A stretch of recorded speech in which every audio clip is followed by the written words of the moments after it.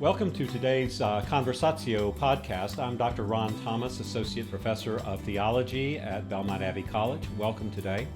And also I would like to welcome our special guest, Father Robert Nixon from the New Norcia Monastery in Western Australia. He's with us to give us a concert and lecture this evening, and we thought we would begin that whole process of learning with this conversation today. So Father Nixon, very glad to have you with us here at the Abbey. Welcome. Thank you very much, Rod. It's a great pleasure for me to be here.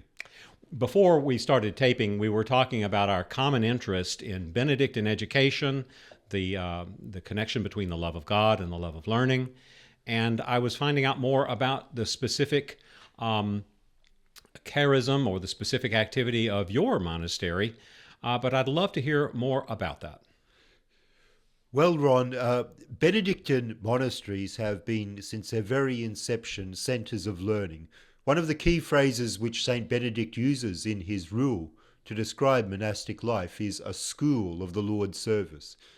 And in using this term school, he's harking back to the philosophical schools of the classical world. A school was an academy, a gathering of like-minded people to share ideas, to enrich their mental and spiritual life. And this is very much the model which he used for his own Benedictine monasteries. These are schools of the Lord's service underpinned by a Christian spirituality. And in the rule of Benedict, there are a couple of hours every day which are to be dedicated to sacred reading. And this included study in its broadest sense.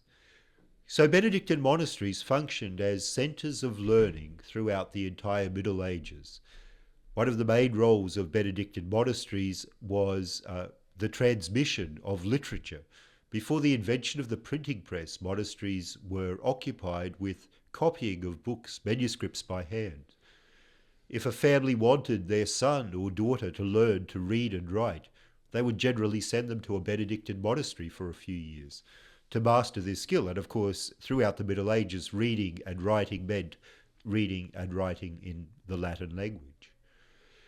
So this underpins our Benedictine spirituality, and it manifests itself in schools, in universities, within our contemporary world.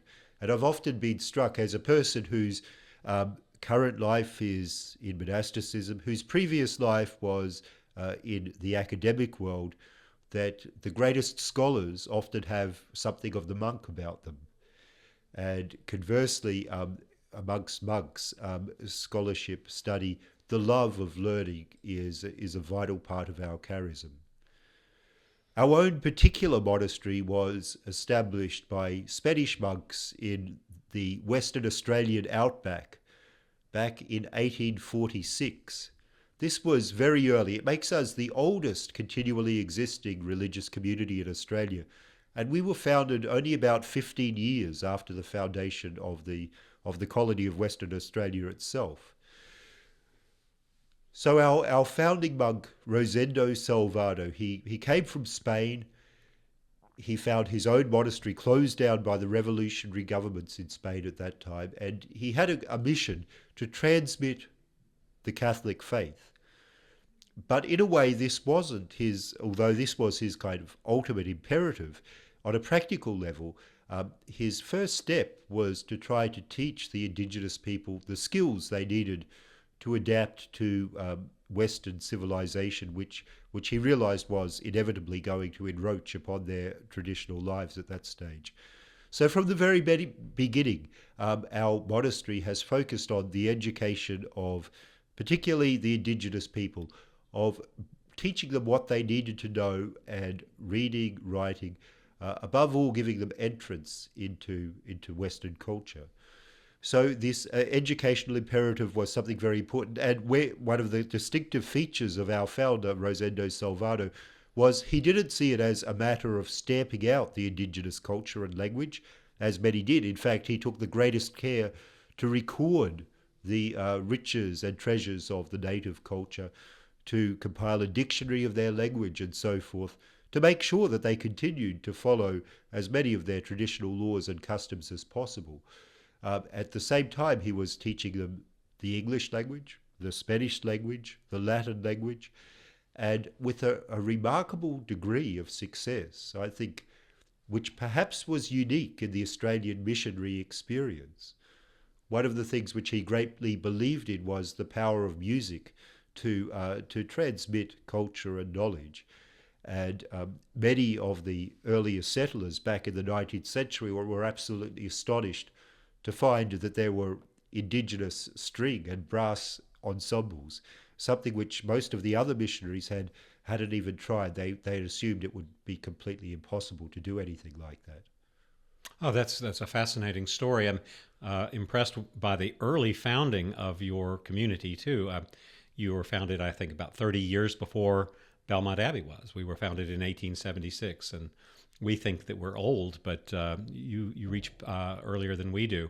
And also the particular foresight of your founder to want to preserve those customs of the people, sort of an anthropologist theologian, he sounded like. He was very much an anthropologist. So he compiled the earliest dictionary of the Yuit language, which is the native people of that area. He also made the very first transcriptions into Western musical notation of the traditional Aboriginal music. And these things are still in existence. So he was quite a remarkable character and very highly esteemed by the indigenous people of the area. That's a lovely story. It really is. And music, of course, reaches past language, right, into the very soul. And so opening up the soul for all kinds of truth through the use of music is a brilliant strategy, and one that seems to unite anyone and everyone. It is indeed, Ron, because it's something which transcends particularities of language, and to some degree culture, and brings people together. And of course, the most important truths and lessons which we have to learn are precisely those ones which transcend all words. Yes, indeed. Well, it is an amazing thing, as you were expressing, that education and the Benedictine spirituality seem to go very naturally together. I mean, it is just a providential thing that out of St. Benedict's charism comes our entire Western tradition of scholarship and intellectual life. And I'd be interested also to hear a little bit about your pilgrimage. You mentioned that you were in academics and before even going into the monastery, and you've carried on a lively intellectual and academic trade since going to the monastery, and have some artifacts to witness to that. I'd love to hear more about that. Yes, Rod. Well, my prior life, since I was a fairly young child, I felt a deep calling to the service of the church, but I had in my life this other great passion, which was music. So when I finished school, I wasn't ready to go into the service of the church at that stage. I wanted to pursue my career as a musician, which I did for a number of years, first as a performer and a composer, and then increasingly as a teacher, both in universities and schools. And this performance of music, as well as the study of it, the analysis, was something which I really loved. And I did this for a number of years, but at a certain point in my life, I felt that I had achieved everything which I was really wanting to in the world. And this was when I about reached my 33rd year. And at this point, I realized that I've basically lived for myself for as long as Christ lived to save the world. And I thought, well, what am I going to do for the rest of my life? It was an important turning point. And at this stage, my early sentiment, my early desire to commit myself to the service of the church was reawakened. My first step, though, wasn't to join a Benedictine monastery. My first step was to enter a diocesan seminary, because I knew a lot of diocesan priests, and I knew the ministry they did, and I knew how greatly diocesan priests were needed, particularly in Australia, where there's something of a vocations crisis in the Catholic Church. But after a few years, towards the end of the studies for the priesthood, I felt called to go for a retreat to a Benedictine monastery, and I went to New Norcia. which was geographically about the furthest place away from where I was in Australia. And I was instantly struck by it, by the antiquity of the place, by the beauty of the Spanish architecture, by the wonderful way the liturgy was done, in particular the preservation of so many of the traditional elements of monastic liturgy, the Gregorian hymns and antiphons and so forth. And I also felt a very strong sympathy for the founder, Rosendo Salvado. Now, I mentioned before that my own background was as a musician, as a pianist, in fact. He was also a very accomplished pianist and composer. And I felt called by God to join this monastery. But it was a difficult decision because it involved saying goodbye to my home diocese. But after long discernment, I decided to join, which is what brought me there. And since I've become a monk, I've taken very seriously Benedict's emphasis on sacred reading within the rule. And sometimes this sacred reading is interpreted in a somewhat narrow sense as Lectio Divina. People don't realize that this phrase, Lectio Divina, is actually something which only came into popular use in the 20th century. St. Benedict's own understanding of sacred reading was study in its broadest sense. So education and literary education are, intrinsically linked. You could say almost that all education is at a certain point literary education, even if it's mathematical or scientific, because it involves learning a language, learning the grammar of this particular discourse. Well, for me, I was struck by the library which we had at New Norcia. It has over 80,000 volumes and has been being collected since the 1840s. Our earliest books go back to about 1500. So it's a really remarkable collection. And so much of it, of course, was in the Latin language. I was very fortunate that I had a fairly secure grounding in Latin from my seminary days. This was under the pontificate of Benedict XVI, when he had encouraged that, or reinforced what the Church's teaching on that was all along, that it was an important part of priestly formation.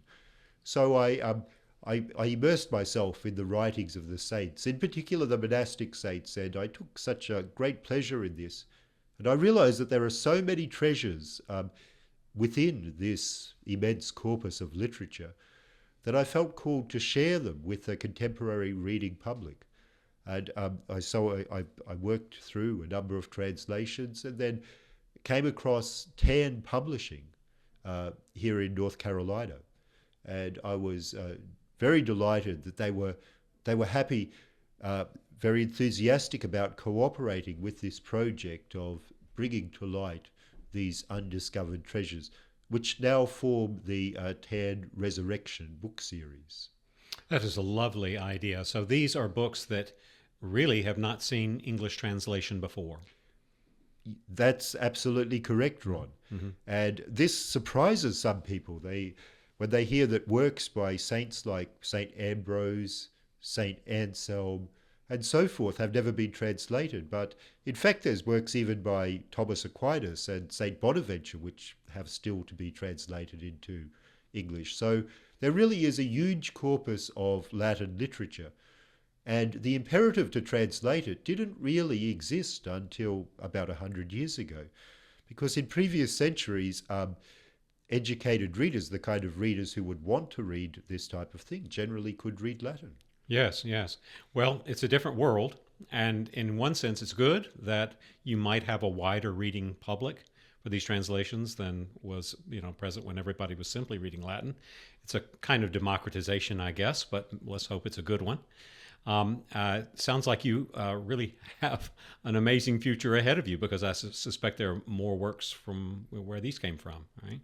Very much so, very much so. There's almost I wouldn't say, of course, not literally an infinite amount, but there's much more that a single person could work their way through in their lifetime. So yeah, some very interesting things coming forth in the future through 10 books. When you were translating, let's just take, for instance, someone like St. Anselm. What new did you discover about your old friend Anselm from the particular works that you've translated now into English? Well, I was familiar with Anselm, as I guess a lot of people are, from his Monologion and Proslogion, which are his principal theological works, in which he presents, amongst other things, his famous ontological argument, a classic proof for the existence of God. And here I was familiar also with some of his other theological writings, Cur Deus Homo, Why God Became Man, and so forth. But I never actually read his purely devotional works. And one thing a lot of people don't realize about St. Anselm is that his theology, while it's done in a very disciplined type of way, very logical and clear way, it's underpinned by this very fiery and ardent mysticism, particularly Marian mysticism. And one of the works which I've translated by him is a dialogue between himself and the Virgin Mary concerning the Passion of Christ. And this really puts a whole new perspective, I think, for most readers of Anselm. Yeah, I can well imagine. It's always been my impression of St. Anselm that he was a marvelous pastor and spiritual presence, while he was Archbishop of Canterbury and Very much so. And in Bec as well. And so it's really exciting to think that we would have some access to that spiritual heart of the man, beyond the stories of his career and so forth. Yes. And he wrote a lot of his spirituality is Marian. He wrote a Marian Psalter, a number of collection of hymns and poems to the Blessed Virgin Mary.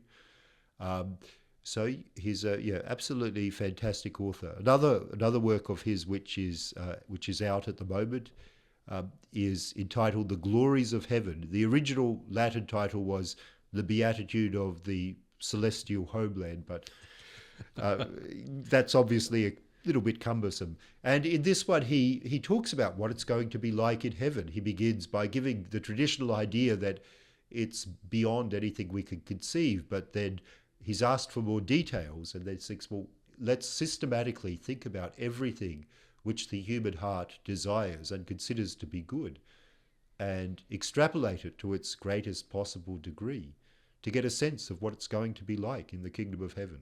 Oh, that's beautiful. That's absolutely beautiful. I mean, for a lot of us, and you rightly said this, our view of Anselm has been kind of overly academized. It's very much the intellectual precursor to St. Thomas Aquinas. That's usually how Anselm is presented. But this gives us a particularly different view on his soul, rich as it appears to be. What other spiritual classics have you translated besides Anselm's? Well, another one which I have done is a book called The Crown of the Virgin by Saint Ildefonsus of Toledo, who is not a particularly well-known saint at all. My encounter with him came about because at our own monastery we have a college called Saint Ildefonsus College. And no one seemed to know really anything about this saint apart from his name. So I was curious. I looked him up and explored his writing. He was a 7th century saint in Spain, and he was a great champion of the doctrine of the perpetual virginity. And according to tradition, the Blessed Virgin Mary appeared to him and presented him with a chasuble to celebrate all of her feasts in. And the work which I translated of his is a work called The Crown of the Virgin. And in this he imaginatively fashions this crown consisting of gemstones, stars and flowers, and uses these as images to reflect upon different aspects of the beauty and sanctity of the Queen of Heaven. Oh, that's fascinating as well. And so did he have a directly Benedictine connection or not? Yeah. Well, yes, we classify him as a Benedictine saint. Before he became the Archbishop of Toledo. He was an abbot there of a monastery. One of the interesting things about the Benedictine order, which a lot of people don't realize, is the Benedictine order isn't actually like the Franciscans or the Jesuits. It was never kind of canonically formed as an order. So basically, all Western monks are more or less classified as Benedictines, although they might not actually have been working with the rule of Saint Benedict. So, for example, in Spain, there were other monastic rules floating around. And there were different rules floating around in Ireland and so forth. It wasn't until a little bit later, until the time of Charlemagne, that the rule of Benedict he attempted to mandate that as the rule for all monasteries in Europe. Until then, so the distinction between who is actually a Benedictine and who isn't is a little bit blurred. So is someone like Isidore of Seville a Benedictine? Some sources will say yes, he is. Other sources, will say no. Or someone like Gregory the Great. We count him as one of our Benedictine saints, but he certainly wouldn't have put O.S.B. after his name. So it was a concept which emerged only to a certain extent in emulation of the mendicant orders, the idea that there is a uniform order of Saint Benedict. And even today, the order of Saint Benedict is not a single juridical entity. There are congregations of different monasteries, and each monastery is to a certain degree autonomous. That's fascinating. So, I mean, Benedictine is as Benedictine does, essentially. Exactly. We're Benedictine in the sense that we follow the principles of the rule of Saint Benedict. And from one Benedictine monastery to another, there's a huge diversity of different observances. Mm-hmm. How close to your monastery are the observances here at Belmont Abbey? I'm struck both by similarities and by differences. So you're in a very different situation to we are. You are here surrounded by this beautiful college and quite close to an urban centre. We, on the other hand, are very isolated. We're out in the middle of nowhere. The closest big city is about 100 miles away.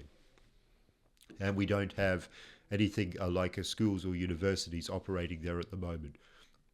And of course, the way we live, there are still remnants of the Spanish influence, although our last Spanish monk passed away about 10 years ago.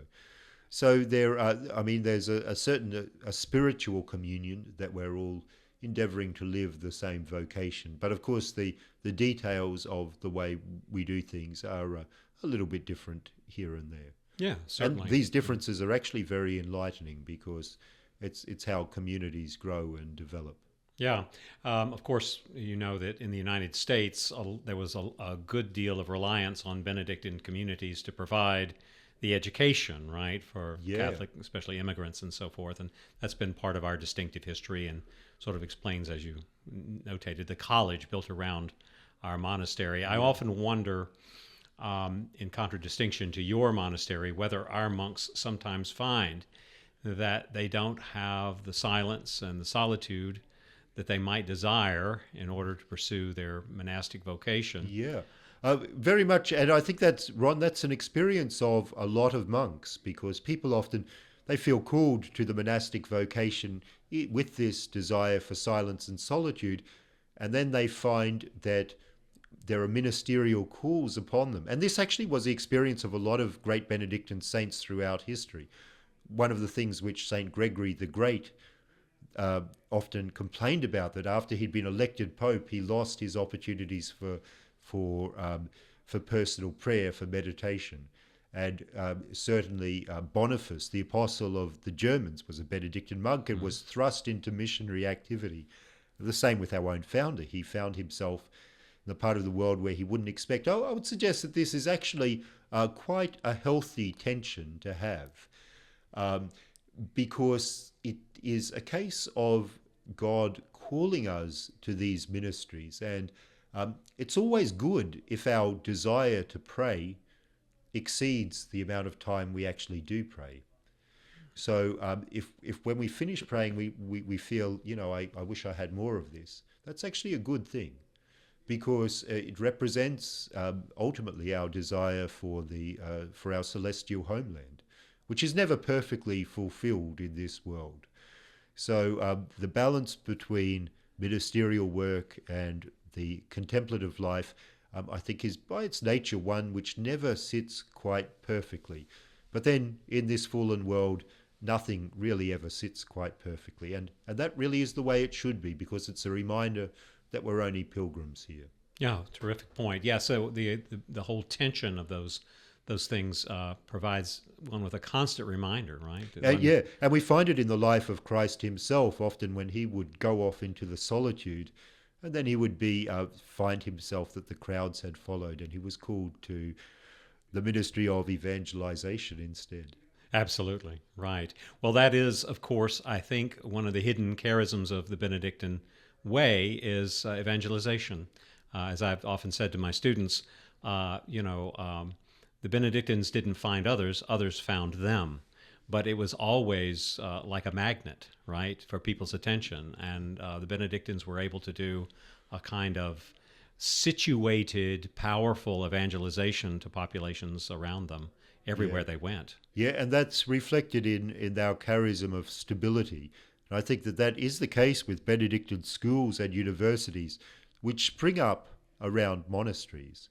And hopefully that spirituality of stability can be infused into the educational institutions which they administer or which they serve. I think I mentioned before that a lot of the best scholars have something of the monk about them. And I think this is something which is particularly important for students, particularly students who are residential, living in college, to think, well, here I am living in an intentional community, a community which basically has the same goals, the advancement of knowledge and the glorification of God. And the student timetable and everything has so much in common with the monastic timetable. So, I would really encourage students to think about, I mentioned that in the past, parents would send their sons and daughters to Benedictine monasteries to learn to read and write, but also to benefit from the discipline of this stability and regularity of life for a few years. And I think ideally college life should have a lot in common with the monastic life. Yes, it intrinsically does. Just on another note, I often try to stress to the students the position of leisure, right, and privilege that they enjoy by being here at Belmont Abbey College, because they have this opportunity to pursue what their soul is hungry for. Yes, and Ron, and so unfortunately, the privilege of leisure is something which we only realize we had in retrospect.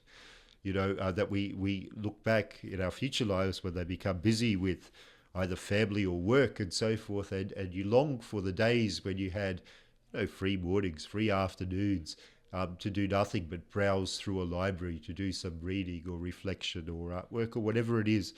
And this is so important. I think so much of our learning happens not only when we're in classrooms or doing assignments and things we're required to do, but in our casual browsing through libraries, through books, through our taking our time over things which we're not going to be assessed for, which we're not going to get any credit for. And I think what we learn in those times is often what really stays with us and what can enrich us the most. Yes, I agree with you. And it's also the case that here at Belmont Abbey College, that they have beautiful environs to be leisurely in, don't they? Yes. I was able to spend a little bit of time strolling around the campus here, and I was absolutely struck by the great beauty of the grounds, by the lovely climate here, and also by the wonderful buildings and the wonderful layout of the place. So it's a lovely atmosphere for learning. Very conducive, I think, to spiritual and human growth. Yes, and I think architecture is one of the most unheralded sources of education, because buildings can be ennobling, can't they? Just the way they're structured. They can. And I think there's something particularly lovely about older buildings, because we live in a society in which so much is transient and ephemeral. And to know that by studying at this institution, you're studying in something which goes back, a tradition which goes back generations and generations, both locally and then on a deeper level goes back hundreds and thousands of years. To be part of that and to see in context the work which we do of one day is a part of this eternal story. Yes. Our time is hastening on, but I wanted to bring up one other issue, and that is the issue of beauty. Beauty is a transcendental. It's sort of laced around all the things we've been talking about today. I'd be interested to have your thoughts about beauty, either with relationship to music or to any other aspect of Benedictine consciousness. Yes. So beauty is a concept which everyone recognizes and desires, but when we try to define precisely what it is, it becomes very difficult, because we use the adjective beautiful in so many different contexts and apply it to so many different objects in different ways. But ultimately, beauty, I think, is what raises our mind up to the transcendent, either through some vision of harmony, or proportion, or combination of colors, combination of sounds, and so forth. So it's something we could recognize, but not necessarily define. And I think this is very much an indicator of the presence of the divine. So we talk about the ultimate quality of God as being goodness, truth, but I think beauty is as powerful an attribute, a divine attribute, as either goodness or truth or compassion or mercy. So I think this is something which we should consciously cultivate in our lives, in our environment, in whatever form of work that we're going to do, because it partakes of the eternal. So I think it's such an important thing. If you're writing an essay on any subject, try to make it beautiful.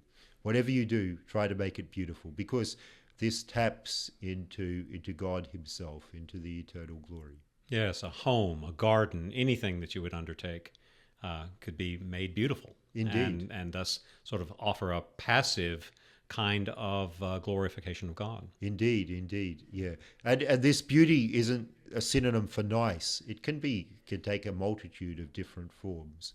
So it brings this kind of primal creative energy to the fore. Yeah, lovely. I think our time might be slipping away from us, but I just wanted to thank you ever so much from our hearts that you're here at the Abbey this week, and that you are going to give us some wonderful food for thought and growth this evening. And we wish you well, and we'll continue to hold you in our prayers. And if we would do the same, we would very, very much appreciate it. Indeed, Ron. Thank you, and God bless you, and God bless all of your listeners. Please subscribe to this podcast. Until next time, God bless. Bye-bye.